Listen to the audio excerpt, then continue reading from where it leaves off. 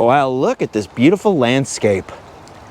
Nice and warm and sunny. The birds are singing. Children are laughing. Spring has truly sprung. Not a cloud in the... Wait a minute. It's cold and gloomy. It's not sunny. It's the sometimes blow. Yeah, yeah. We better be quiet, actually, and respect nature. Yeah, yeah. It's a vlog that happens sometimes. Now, I didn't have time to build this vlog to scale or to paint it. And I know that my jacket's gonna make this weird little noise as we walk and talk, so I apologize for that, but hopefully it will suffice. Hello, everybody. Welcome back to Southern California after our trek into Nevada, after our trek back from Nevada, and after I just spent a couple of days out there in Boulder City being on the set of a punk rock vampire movie called The After Dark. If you didn't see my 2 episodes about that, Random Land episodes, go back and check those out because those will explain what I was doing in a visual style far better than anything I could explain now. But it was a punk rock vampire movie where essentially I was playing myself from 10 years ago, pretending to be in my own band in a vampire punk rock club where the punk rock vampire clan clashes in the movie, spoiler alert, with the more Interview with the Vampire style fancy vampires, the vampires.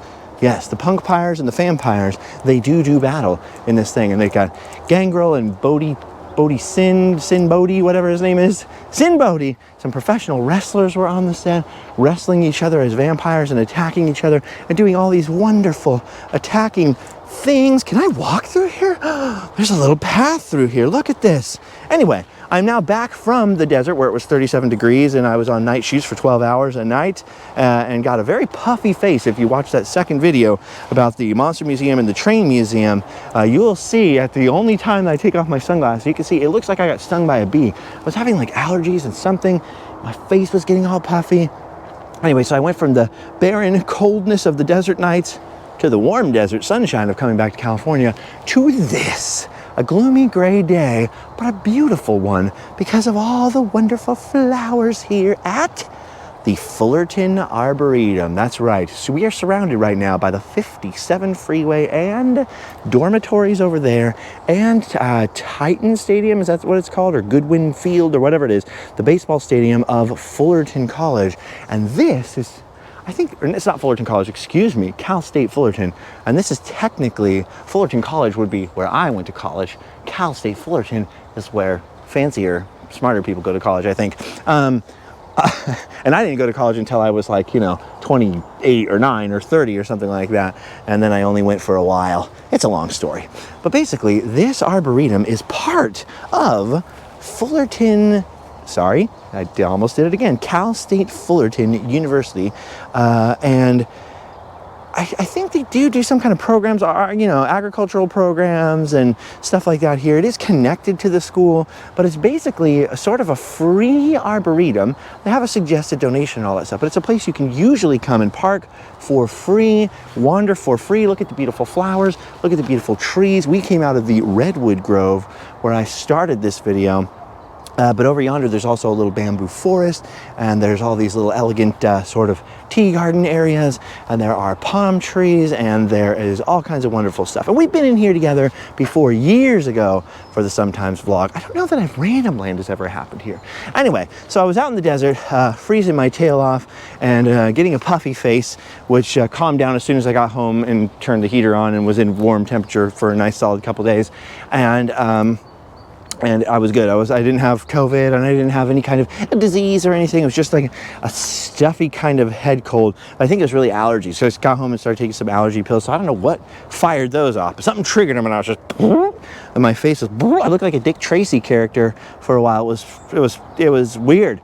It was pretty weird. Anyway, then as soon as I got back, I just dived into another project, which just uploaded today, the full 2-hour version for Patreon and a 30-something minute version for everybody else, which is a new episode of Random Land Conversations with David from Fresh Baked Disney. Now, if you don't know what Fresh Baked Disney is, it is another channel, a different channel, and it was the other show that way back in the day when I started Random Land, and I thought I was the only person filming a dedicated, because it was dedicated basically to Disneyland at that time, a dedicated sort of Disneyland show. The only other guy down there doing that was David from Fresh Baked Disney. He always swore that I started first and I was the first one down there filming and doing that stuff. I always swore that it was him. It turns out I was right technically.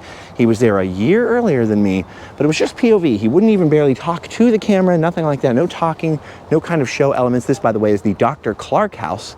I can't remember much more about it off the top of my head than the name. I think it's the Dr. Clark house here in the Arboretum, a nice historic home, moved here over to the Fullerton Arboretum. Anyway, I can see they're doing a little work back there. They got the work people over here, and the Arboretum closes in about 30 minutes, so we don't want to bother the workers. Let's let them get their stuff done, so get out of their way so they can do what they need to do their duty, go home and sleep well. Anyway, David and I never watched each other's channels. We were sort of existing like independently of each other, and we become friendly over the years just from bumping into each other over and over and over, and our wife lady people being friends and all that kind of stuff. But he's a shy guy. He's kind of socially awkward. I'm shy and socially awkward and weird. As loud as I am, believe it or not, I am very shy. When somebody breaks the ice with me, then we're warm friends. But it's hard. I feel uncomfortable too. So I totally am with him in spirit. We actually had a big part of the conversation was talking about that, how unlike him, I was in that band, and I would go from town to town, and people would be like, oh, that guy in the Scarred, he's a jerk. He's quiet. He doesn't talk to anybody. He's stuck up, whatever. And I would hear these rumors about myself, and I just had to learn to force myself to learn to talk to people, no matter how much social anxiety and shyness I felt. I just had to force myself to learn. But on the inside, let me tell you, I'm still like that. I'm still very shy and awkward. I wish more people knew that. I feel uncomfortable all the time. So I totally sympathize with that. People are like, you're so natural, you talk so much, and this and that. You're comfortable in every situation. Not true. Not comfortable in every situation. Just comfortable enough with myself. I'm getting more comfortable as I get older. I'm breaking through a lot of walls as I get older and more comfortable. Anyway, it was a whole fascinating conversation because we never knew or cared or really asked each other about each other's history, and both of us are the kind of people who are so busy making stuff, we don't have a lot of time to watch stuff. And if you do have time to watch stuff, you're not going to watch stuff about the same type of stuff that you're making. You're going to be watching stuff about other stuff and getting your mind off of work, you know, and all that kind of stuff. And we both talked about how we're incredibly lucky to have been there at the time we were, and to create the sort of, help create this weird genre of thing that's grown and changed in so many ways, with all kinds of people who have passed us by in the views and the popularity and all those kinds of things. And what a trip it is that you could go, from my perspective, from something so like dorky and unpopular and people make fun of you, to like, wow, isn't this great that we get to do this thing and bring other people along and make other people. It's just a really fascinating conversation, and I learned a lot about David. For example, I'll give you one little spoiler. While I was spending my youth and adolescence out there playing punk rock shows, and early adulthood really, they always say there's two types of people who mature 10 years behind everybody else: musicians and athletes, because they're involved in the little bubble. It's certainly true of musicians, let me tell you. So when I was in my little bubble, it was 10 years of playing rock and roll in bands and touring around the country. David, his ambition, his dream was to become a professional golfer. That's what he was pursuing. Golf. That was his thing. Golf. So we're very different from each other. I was pursuing something loud and crazy and hectic. He's pursuing something very mellow, calm. Putting for good putt, jolly old fellow. Ooh, it looks like some wayward youths are in the bamboo forest. I wanted to cruise over to the bamboo forest and show you guys the beauty and the mystery. But I hear some laughter, some young voices over here. Oh no. I've watched a lot of samurai movies, and whenever, you know, someone's a ronin or somebody's... Ooh, you hear that noise in the trees? Oh, there they are, they're down there. Whenever like a ronin or a rogue samurai is on a path through the bamboo forest and you hear voices like that, it could be anything. It could be an ambush, a samurai ambush, a sambush, a sambush. Anyway, it was a fascinating conversation because we're really different, but I think we both have similar hearts, and we kind of met heart to heart on, and had a heart to heart on just, you know, being kind, being polite, being cool, feeling grateful, and it was a really interesting and neat experience. So if you're familiar with Fresh Baked at all, or that kind of stuff, or you're interested in the history of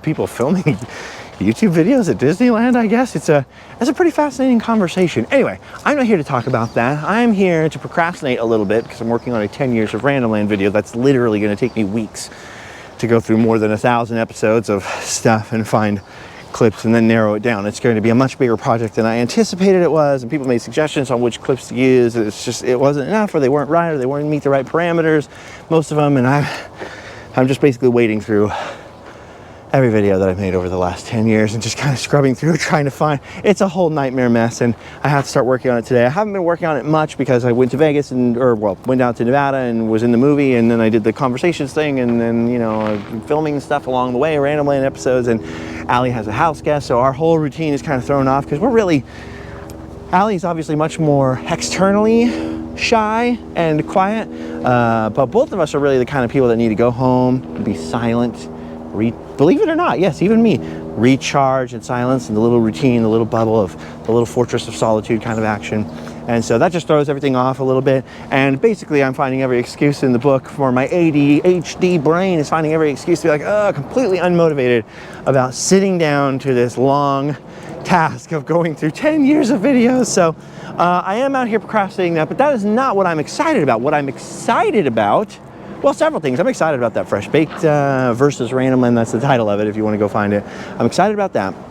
I'm excited about 10th anniversary Sick merch, which I maybe should have worn to demonstrate, including for the first time ever, I think the first time ever, a proper Sometimes Vlog shirt with the new Sometimes Vlog logo that you may have seen right here in the default picture. We'll make this the default picture with the logo right prominent, so you know what I'm talking about. We finally got some sick t-shirts of that, so those are up on the website right now, and it's just I'm excited about those things, but that's not what I'm here to talk about. What I'm here to talk, if I was here to talk about that, I really failed because I should have brought the t-shirt with me, like I'm saying.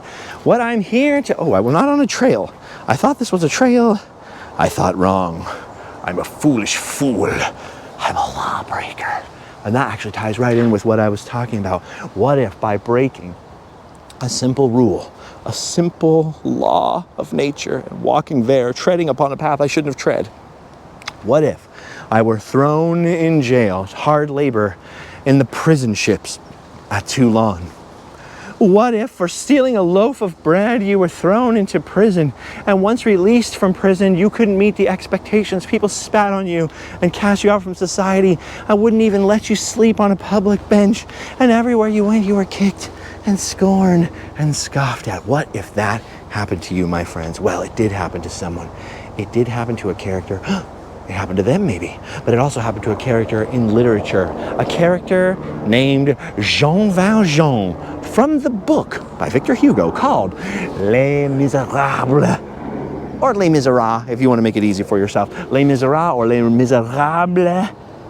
And 25 years ago, I went and saw the movie version of Les Miserables, and it became one of, I don't want to say one of my favorite movies, because it's not one that I rewatch every year, and it's not one that I like have a poster up in my house, although maybe I should. But it's one of those movies that made such a huge, it was a favorite for, you know, we'd rent it and watch it over and over again from Blockbuster and that kind of thing.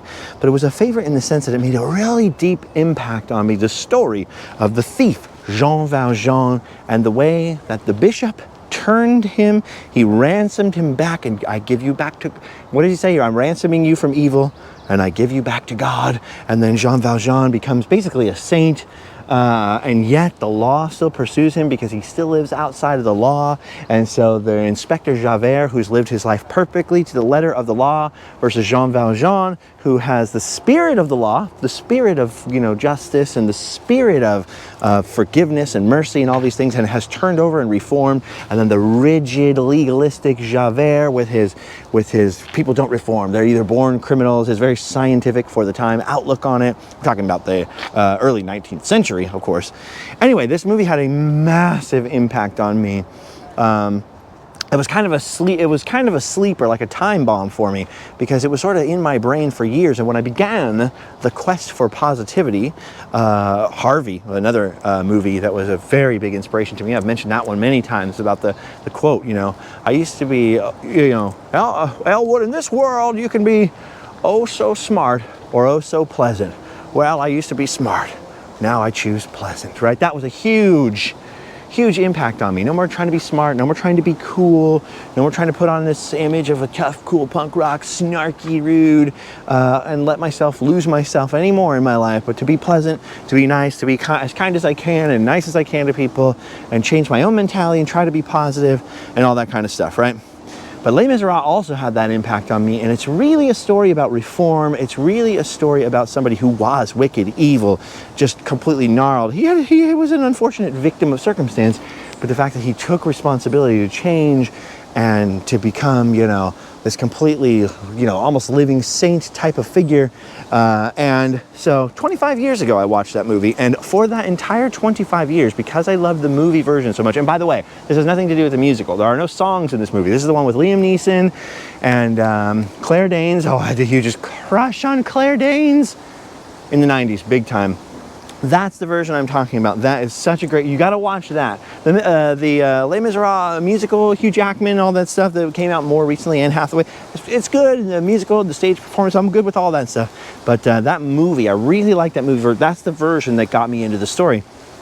I was about 15 or something like that. And for 25 years, because I'm a reader, and normally I like to read books before I see the movie or whatever, and even back then I was a reader of classic literature, I tried to bust out Les Miserables and read it at 15 in 1998. Nothing doing, just no good. I could not get past the first. It's so slow. In fact, in literary circles, it's known to some people as the Brick, because it's just this fat, huge book, multiple volumes of just this huge story, and there are so many digressions. He goes sideways about history, and Victor Hugo just goes on and on about, at this epoch, you've got to remember this and this and this was going on. Over in Spain, this and this was going on. Here's 10 chapters about the Battle of Waterloo that you don't need to know about, really, and a lot of weird French history and references to things that are obscure to maybe audiences from other countries and not from his time period. It's a very bizarre, very overly long, and I never wanted to read the abridged, shortened versions where that stuff's cut out. I always wanted to read the real version, and I just couldn't do it at 15. Not because I wasn't a strong reader at 15. I had read David Copperfield, long novels like that. I was reading Russian literature throughout the years, which is harder in some ways to read, like Dostoevsky or something like that. But I just could not for the life of me get through the beginning of this book to get into it. And finally, a couple weeks ago, really, 6 weeks or so ago, it feels like months, I broke through, who would litter the Arboretum? I broke through the first couple chapters and finally made my way into the story. And I'm happy to say that as of yesterday, I finally finished, 25 years later, I finally finished all 3,000 pages of Victor Hugo's unabridged, complete Les Miserables, and it was wonderful, incredible. What a wonderful story. So much better in book form. You really see into the depths of Jean Valjean, convict, his nasty soul when he was all angry and bitter and hardened against this unjust, unfair world, and his transformation. And then you go on to these other characters. You get to know the other characters who are just barely in the movie so much better. And it was just a fantastic, wonderful read. And it's weird because it's one of those books that's so hard to read. People have such a hard time getting through it. It's not just me. It's famous for this. But then if you do make it all the way to the end, you're like, oh my gosh, I really want to read that again. I don't recommend the book, though, especially if you're not used to reading big, long, horrible... Like, if you never read David Copperfield or anything like that, a really long novel, this is not the novel for you. It's very difficult. It's difficult to get through just because of the way the writer was. And I think he'd only written Hunchback of Notre Dame before that, and then he was mostly known as a poet and stuff like that. I don't know. I don't know too much about Victor Hugo, but I think that's the case. And so they're different. They're classic works of literature, tough to get through kind of thing. And I finally did it. And the story means a lot to me because redemption means a lot to me. And I feel like that's been the case in my own life. David and I were actually talking about this to bring it back to the Fresh Baked interview. Look at these beautiful scenes as we walk. Isn't this nice? We got to do some more Arboretum walks together. Wouldn't that be nice? Let me know if you want to see more Arboretum walks. Leave a comment in the Facebook group. That's where we do the comments for this show. And the Facebook group, the Sometimes Mob. I think you can get there by going to sometimesmob.com. If not, I'll put a link in the description. Anyway, redemption is very important to me because we've all fallen short at some point or another in our lives. We've all done things that we're not proud of or acted in ways that we're not proud of, or those of us who have any kind of deep soul searching or have any kind of crazy, philosophical, have taken any kind of a philosophical journey into ourselves, will certainly recognize that we've had points in our life where it's like, I'm not who I thought I was going to be, or sometimes even worse, I really don't feel like I am who I am, or I'm supposed to be, if that makes any sense. And I don't mean it in what's the word I'm looking for? Like a material sense. I think a lot of people deal with that. A lot more people deal with that, like, I'm not who I'm supposed to be. Something landed on me. I'm worried a bird pooped on me. Did a bird poop on me? Everybody feels like that. I feel like that. I don't own a house. I'm 40 years old. I don't own my house. I rent my house. I'm unlikely to ever own a house in Southern California with the way things are. I don't make a lot of money. That kind of stuff. So I totally get that. I think everyone's on that same page. But for some of us, we've been like that with our internal selves. Like, we've had these moments in your life. I'm sure some of you out there have also had these moments where you're like, I am just not who I feel like I am, if that makes any kind of sense. Like, I've wandered so far from the person that I was as a kid, or when I was 15, or when I was the most optimistic and lighthearted and giving and thoughtful. And I just become, maybe not on the outside, because, I still have the same friends from that time period and stuff like that. It's not like everybody hated me. It's not like I was a horrible, evil, murdering thief, but I just become so cynical, so jaded, so snarky. I was married to a person that, it didn't work out, so it wasn't meant to be, I guess, who wasn't a giant fan of me. And that led to a lot of conflict and stuff. And just, there was a lot of me going with the flow. You go with the flow with your friends, with your punk rock scene, in my case, with the kind of attitudes that everybody's got around you. And you could kind of end up losing yourself in the midst of, life. You sort of end up, I'm having a hard time articulating this, but I sort of ended up becoming more snarky, cynical, jaded, being the person everybody expected me to be in that time and place. And it was after really my son started getting older and growing up, I was like, I don't want him to be snarky and cynical and jaded. And I was never like that with him, being sensitive and teaching him to be in touch with his feelings and to be, and all that stuff. And he was crying one time because I think, a sports thing or something, and somebody told him, like, be a man, don't cry. And I was telling him, like, no, that's not what that means, Be a man, you want to be a man, you got to be in touch with your feelings and all that. Anyway, this whole thing, and it really made me look at myself, like, why did I become so cynical and snarky and sarcastic and negative? And I was talking to David about it. It's like, people sometimes try to troll me by using the quest for positivity against me. I'd be like, oh, Mr. Positive over here said this, or he got negative, or he wasn't acting very positive that day or whatever. But no, that's not what the quest for positivity even is. The whole thing, like we were talking about, is I feel like I'm a negative, pessimistic person by nature. I don't usually take it out on other people. Usually I take it out on myself. That's where I'm a self-hater kind of a person. And I really have struggled with depression and anxiety disorders and stuff like that my entire life. And I think that self-hating made it a lot easier to be who other people wanted you to be. Because all of a sudden, if you're the sarcastic, snarky guy with the guitar, effing and jeffing on stage, let's drink and get, then everybody's like, you're cool, man. You're like, oh, great, I praise from others. This is who I'm supposed to be. And then you start becoming the person slowly that other people want you to be, or expect you to be, or think it would be cool for you to be, instead of your true, authentic self. And I think it took a long time for me to really get back to finding myself in the quest for positivity. Oh, they're taking some photos over here. Let's take another path. Oh, we're also almost out of battery. So if this suddenly dies, goodbye. I love you. Thanks for watching. It took a long time, and I feel like I'm totally different than the person that I was 10 years ago, or 11 or 12 years ago. But I'm more like the person that I was when I was 5 or 10 years old than that person was, if that makes any sense. So anyway, the TLDR is the story of Jean Valjean, and stories like that of forgiveness and redemption. Those are very, very important. We have a lot of stories about outrage and what's been done wrong, and getting revenge or justice or changing things. And those are all good things too. It's a part of a balance of life to have certainly like injustices corrected, and, protests and and things, negativity against things that are negative. I get all that. There's a place in this world for criticism, there's a place in this world for harsh words, and there's a time and a season for everything, including negativity and being frustrated and even being angry and all that kind of stuff. But I think one thing you don't hear much about these days, in today's modern times, is forgiveness. What about the path to forgiveness? And I think that's so important, not just for forgiving others. Other people are going to do their thing with or without my forgiveness. But it's important for yourself.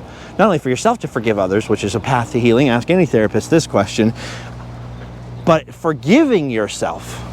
And when you don't hear stories about forgiveness or stories about redemption, really is really what I'm going for. Changing yourself and being different and following your conscience to get yourself out of the weeds of whatever your social life has turned you into. If you don't have these kind of stories, then how are people, especially young people now, I worry, and I worried about this for myself. How do you, I'm dancing around this without being able to put my finger on it, but how are you going to know that it's okay to forgive yourself? Or to give yourself enough forgiveness and enough mercy and enough turn the other cheekness to yourself to try to move towards that redemption? And how are you ever going to feel satisfied with that redemption or feel like you're making progress if you can't forgive yourself, or you can't, go, what's more important is my conscience than what other people think. It's more important than people hating me, like they hated Jean Valjean. They'd spit on him no matter how many good deeds he did, no matter how good of a person he was. They hated him and scorned him. And he couldn't worry about that. He had to lay down his head at night and go, I'm going to just follow my conscience here, live by my conscience, be the best person I can. But it wasn't until the very, very end of the novel that he finally forgave himself. Spoiler alert for you. It's not in the movie, so it won't ruin the movie for you. But spoiler alert, he forgives himself because he has some other people's forgiveness that are close to him. And I'm trying not to spoil the novel, but he forgives himself before he expires, and by the time he passes away, he's finally at peace. And stories like that are so important, so cool. So anyway, I'm happy because I finished 25 years of wanting to read this novel, and feels pretty awesome. But I also just think stories like that are so important, and it's unfortunate that this novel is so hard to get into that I can't just recommend it to everyone to read. There are abridged versions, so if you find the shortest, most abridged version, that might be good. But the movie, I do highly recommend that movie. What a great movie. Liam Neeson, a powerhouse in that movie. What a great performance. It's very, very oversimplified version of Victor Hugo's story, but I highly recommend Les Miserables. And I also recommend to you that if you don't like yourself, you feel miserable, you feel negative, you're like a negative person, it's not the end of the world. I'm a very negative person too. I get frustrated, I get angry at myself a lot. I get anxiety, I get all frustrated, and I get despairful, and I get depressed about not being who I want to be, or being where I want to be at, or not being able to do more for the people around me, all that kind of stuff. It happens to me too, and that is why I'm always on the quest for positivity. Not that I am super positive, not that I am perfect, not that I am a great, wonderful, positive person. It's that I would like to be. And the only way to get anything in this world and to get anything done, just like me with the 10-year video, is to go and start to do it. So I've got to go and start working on those clips in a minute. But as far as working on yourself, it's the same thing. Can't be afraid to maybe go to therapy, can't be afraid to talk to new people, can't be afraid to make new friends, can't be afraid to say, you know what, I don't want to be this anymore. I want to turn around and be this. And can't be afraid to examine yourself and look at yourself for the flaws. I think it's a healthy thing to look at yourself and go, okay, what about this is my fault and how can I change it? It's not healthy to stay there. That's where I stayed for like 10 years. This is all my fault. I mean, listen to my old song lyrics. I'm very hard on myself. And it took a lot of time before I even started to be able to kind of give myself enough forgiveness, even for my own moods. I don't know how to explain. Before I felt like I was really making progress in being a more positive person and being able to be more healed so that I could give more to other people around me and be less, less selfish and less of a turd. Wow, you don't want to be a turd. Wow, you want to be a nerd, not a turd. Wow. Anyway, I do have to get back to work. I do have to get back to the old farm, the old editing farm, and start working on stuff. But just remember, no matter how cloudy and horrible the day is, there's always tomorrow. And if you look hard enough and train yourself in a way to try to think positive, be grateful, count your blessings, think about the future, give yourself a little forgiveness, give yourself a little grace and mercy, you too will start to notice the flowers under the gray skies more than the rain. All right, that's all I've got for you. You've done your duty, my friends. Go home, sleep well. Thanks for hanging out with me while I rant and wander the Arboretum. We will be back soon with more Sometimes Vlogs, and go check out those new Random Land episodes, including our Random Land conversation with Fresh Baked Disney. And if you feel like it, you can always go and sign up for Patreon over there. The Adventurers Club tier and above gets the full 2-hour conversation, plus the podcast and more. And we're recording a podcast tonight. Tonight, hot dang tonight with Fake Tyler. So I'm heading back now, I guess, to work on the stuff. So you have fun out there. Sorry I look like this. I can't help it. That's the way I was born.